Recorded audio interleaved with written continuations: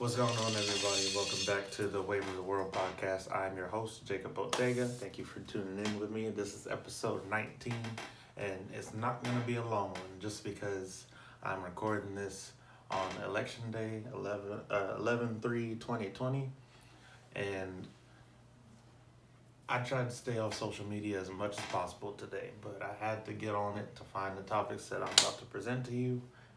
I'm going to close with a couple of mental health questions just to make sure that you asked yourself these, because I had to ask myself these types of questions, and just check in with yourself.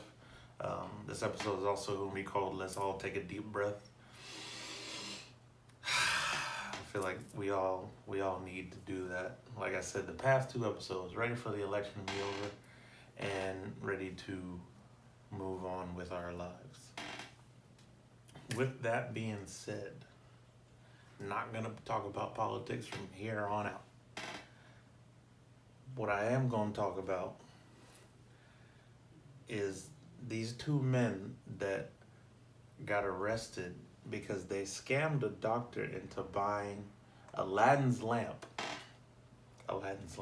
for $41,600. Now, sir, Doctor, MD, what were you thinking?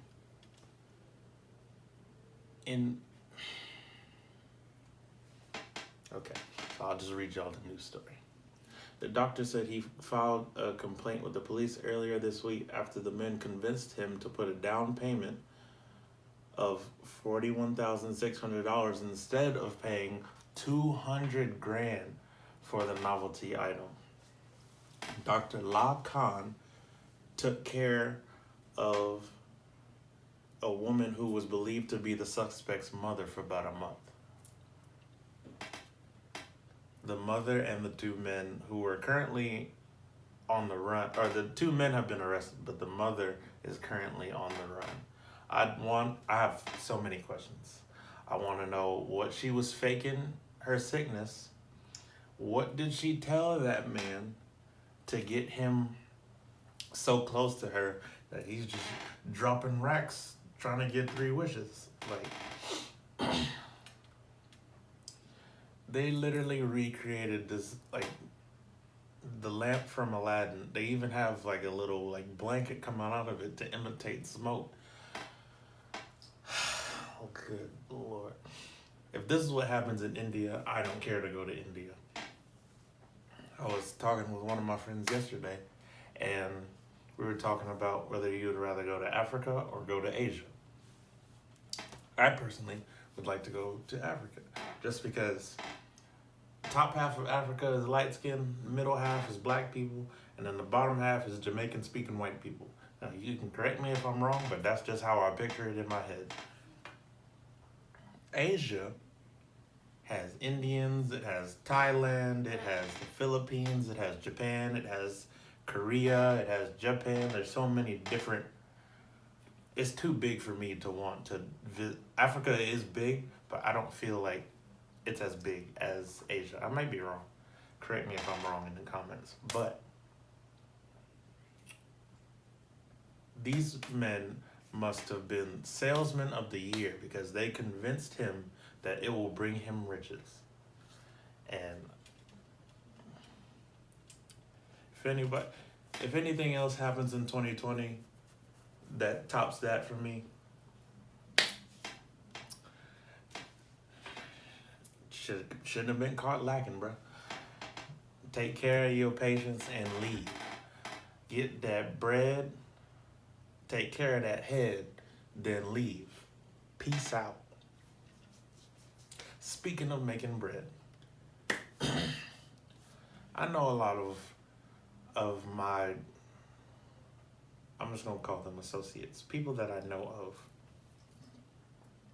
that have started OnlyFans or that have started stripping.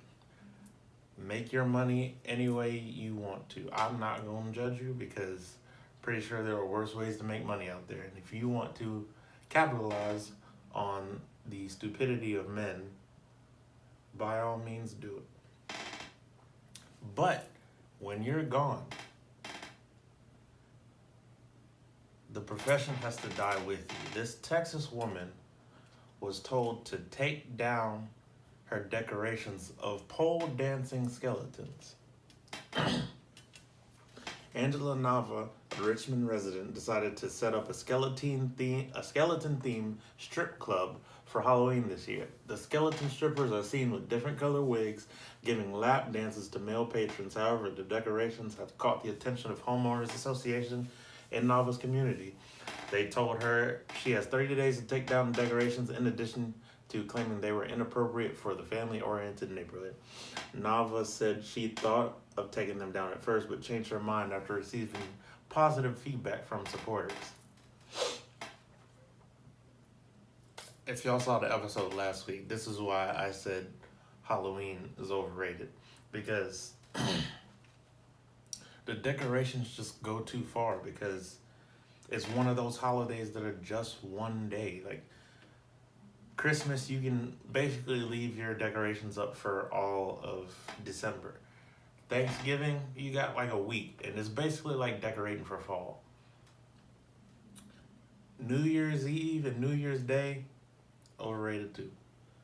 Valentine's Day, overrated.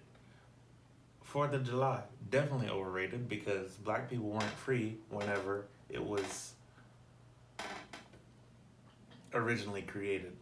They were claiming independence from Britain while they had slaves, so that's neither here nor there. But I'm not trying to see Onyx at the graveyard. If you don't know what Onyx is, it's a strip club in Atlanta. And how, so I just, this is where my mind goes whenever I see things like that.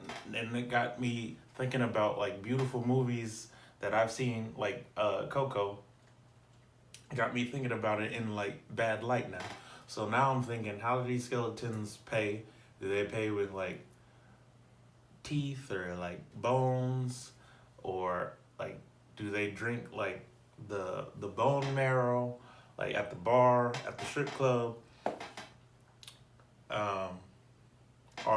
Are human, like alive people, allowed to come to the bar, or is it just like a Coco thing, like you can only go and stay so long because during a certain period of time? Like do you end up dying at Halloween if you don't get back in time to your family? What set it off for me was giving the skeletons different personalities with different colored wigs. Like they were the Powerpuff Girls or Totally Spies. I just think that was hilarious. But everything ain't bigger in Texas. That's all I gotta say. What else is on today's topic? So sports are still going on. Didn't really remember that they were, but I think this is been the most uninteresting year for sports in a very long time, just because people are finding better things to do rather than spend bunches of time watching games or looking up stats for players or placing bets, yada yada yada. But one positive thing that did come from sports a couple of months ago, well, I say a couple, it was back in September, but Delante West was seen under a bridge with a sign waving for help. And Mark Cuban, the owner of the Dallas Mavericks, personally picked him up in Dallas and put him in a detox program.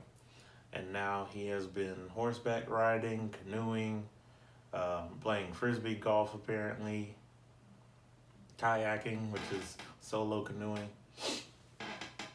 But I thought that was a little bright light to shine on Mr. Delante. Happy to see you're in a better place. Even though it was only 2 months ago, it felt like it was at the beginning of this year. But nonetheless, happy to see the man prospering and not where he used to be at. Speaking about a man and where he used to be at, That's the only transition y'all gonna get. I told you it's gonna be a short episode. So I just noticed that they put the Chapelle show, the Lost episodes, not the whole show. They put the Lost episodes of the Chapelle show on Netflix, and it is reminding me of like how great of a comedian that Dave Chappelle is, and how dedicated he is to his craft, because he has the two specials on Netflix, the Sticks and Stones, and then the Birds of Iniquity, or whatever the I word is. And even back then when he was doing the Chappelle show, I just got done watching there was an episode where Charlie Murphy and Donnell Rawlings were hosting it, and they were doing the Pixie episode. In the Pixie episode, he portrayed a white person, a black person, an Asian person, and a Mexican person, basically having these like little angels that represented them as their race and making jokes about their race. And then after they played it, they asked the audience opinions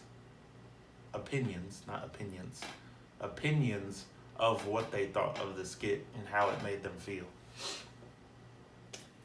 Heard a lot of great dialogue between people voicing their opinions, and my personal take on it was, some of it was funny, some of it I just didn't get, but I understand that they're jokes, and most of the times with comedians, their jokes come from dark humor or dark places. So crafting it in a way that it makes you think for a while, I think that's the point of the joke in the first place.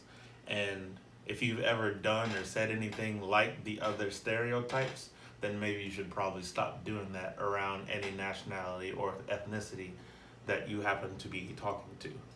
Like, I heard one of the black people that got up and spoke, he said that he felt culturally appropriated a lot of times at his job, with the white people was saying like bruh and cuz, blah blah blah, like throwing it where it doesn't even need to be at. I've had that plenty of times, but I think that's what the point of the joke was, to put it in your mind, like, you don't need to do that. Like, we can still be cool, we can keep it casual, we can keep it copacetic, but you don't need to do all that extra stuff to make me, or try to make me feel comfortable, because it honestly just makes every different nationality feel awkward when you feel like you're trying to be included. But I'm gonna get off my soapbox. That's all I'm gonna say on that. But I wanted to wrap this episode up by doing a mental health check-in. I have a couple of questions that are provided from the Depression Chronicles on Instagram. I'm not going to answer these just because it would push the episode longer, and just take some time, write these questions down, answer them, and then when the month is over, come back. If you want to re-answer the questions every week, do that too. I just started today, so I'll be doing them once a week until the month is over. So here are the questions. What challenges did you face this month? Obviously, you can't answer that question right now. What went well this month? Can't answer that either. What will you let go of in November? What will keep you the same? How have you grown? What were some good moments in October? How is your physical and mental health? And what are your intentions for November? When I was reading the list, I thought it was a really good like self-awareness check and mental health check for everybody. And with the election going on, I feel like this would be a nice place for you to, this will come out 2 days after the election is over, and those questions will like help you internalize everything that happened and process it. Take a deep breath. Yep, that's all I needed. Thank you for your time today. I know it wasn't a super long episode, but Thank you for all your support up to this point. I'm Jacob Odea. I've been your host, and I'm out. Thanks for listening. I appreciate all of your support. If you enjoyed this episode, please like, share, and subscribe. You can find me here at Wave of the World Podcast on YouTube. You can also find me on any podcast platform. If you have any questions, thoughts, or suggestions, please send them to waveoftheworld19@gmail.com. And this beat is provided by Terminal Beats.